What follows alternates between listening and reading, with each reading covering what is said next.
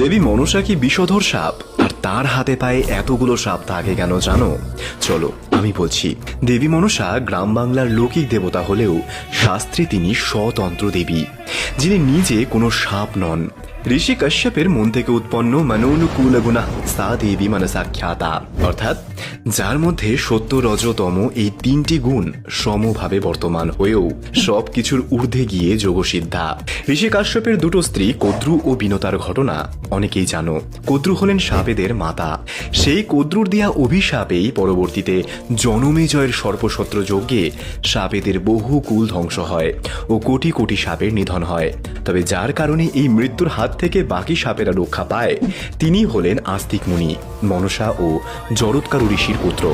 এবং এই আস্তিক মুনির জন্মের উদ্দেশ্যেই মনসা দ্বিতীয়বার এই পৃথিবীতে শিবের কন্যা হয়ে জন্ম নেন, অর্ধ দেবতা ও অর্ধ মানুষের শরীরে।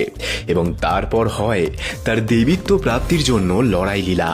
মহর্ষি কশ্যপের মানস কন্যা রূপে তিনি একাধারে অনন্ত নাগ সহ বাকি সকল সাপেদের বোন। আবার শিবের কন্যা রূপে জন্মানোর পর নাগরাজ বাসুকি নিজে মনসাকে নাগ লোকে আশ্রয় দিয়েছিলেন।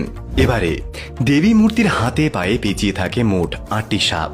তারা হলেন অনন্ত বা শেষ নাগ, বিষ্ণুর শয়নে থাকা কদ্রু ও কশ্যপ ঋষির